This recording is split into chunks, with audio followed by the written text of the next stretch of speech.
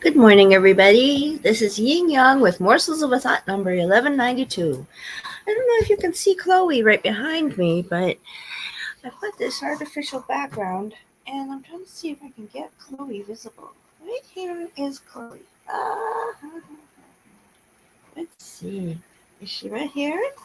Oh, goodness gracious. Oh, you can see part of her. There's Chloe, her face. There we go. Here's Chloe's face. Can you see Chloe's face? Oh, goodness gracious.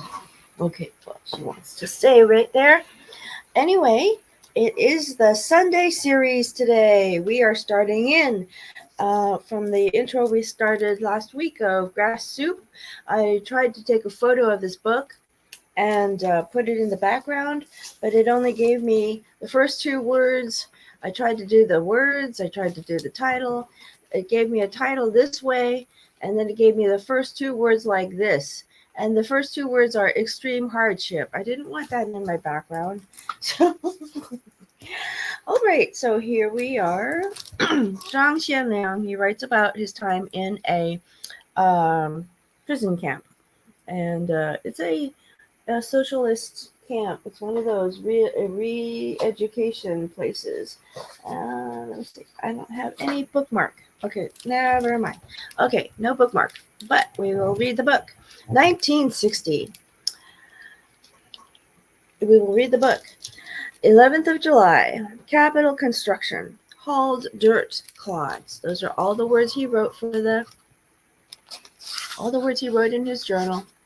Oh, by the way, I got punctured on both sides of my finger yesterday. Went through the nail, actually. Poor little baby. She thought that I was going to kill her or something. She was in the middle of the bathroom on the floor, just curled up. And I petted her and I said, "Are you being a good girl or what?" And then she immediately went, "Oh, that was easy," and went over to the food. There. Speaking of the devil, how are you? Little girl is right here. See? Okay. So the Chinese talk about black cats as being bad luck. And I sincerely believe this little girl had bad luck with a family that probably threw her out for being cat, a black cat. Poor baby. Oh, here's another little devil we speak about. Here's another 3 cats in a row. What do you know? Little baby girl. This is Zia. This is Fira, Fatima. So we've got a procession of cats, and my glasses are on the floor. All right. Oh, sorry. All right. So he held dirt clods. I don't know why. This was the day I began writing a diary. Nothing unusual had happened in the farm where I was being reformed. I had been sent in on 18th of May, 1958, and had already been here over 700 days. Oh my God. I had adjusted to it as if I'd been raised here and spent my life here. A sharp knife had sliced through the middle of my existence, the half of which I was now conscious had been tossed into this barren wasteland. Where the other half was, I had no idea. I wasn't even sure if I had ever been whole before.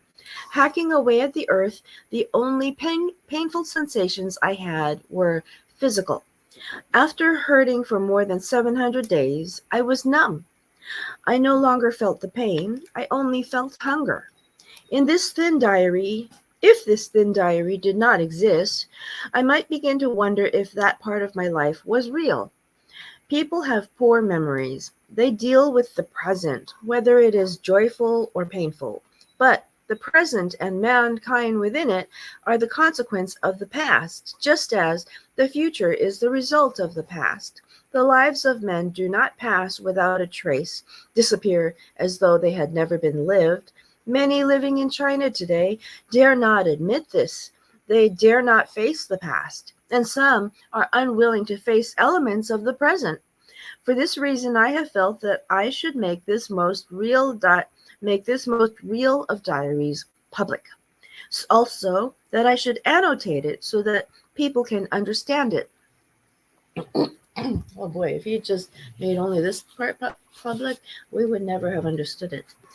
On this evening of the 11th of July, I have opened a small diary that I bought at the camp shop. Poised to write something in it, I am astonished by the pen in my hand.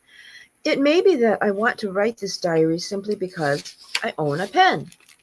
A pen is not a tradable commodity in a labor reform camp. Nobody wants one.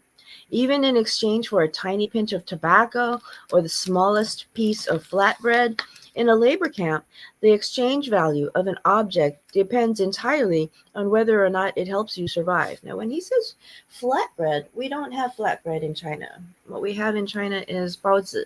So those are bread, but they're not flat. Things that have nothing to do with survival are of zero value. Okay. So except for the pen, I had already traded everything that could help me survive for a little food, and I had already eaten the food. Preserving a body that had life, quote unquote, in it in the purest physiological sense was all that mattered to me. If human beings could withstand the cold and naked in the world and live naked in the world like monkeys, then I would long ago have taken off my pants and traded them for something to eat. My pen was an imported brand. It gleamed among my few belongings. I felt when I held it that it gave off its own heat, a heat that was capable of warming your insides. This pen reminded me that I had once lived in a different world. Yes, that other world would come into my mind at times, but it would seem an illusion. It would bring with it an inexplicable melancholy. More importantly, the pen reminded me that skills I had learned in another world might be used in this one. When I had exhausted all other means of staying alive, I was tempted to try this pen. Uh, I'm going to end this live here only because my computer is acting up to the point that I am not certain that I am even on. The computer is showing my screen in a small screen. It has turned itself into a little motif. So I'm going to leave it like this and hope that I see you again next Sunday for the rest of this book, for most of the rest of it, to continue with this book. Okay, Old Kinderhook. Bye.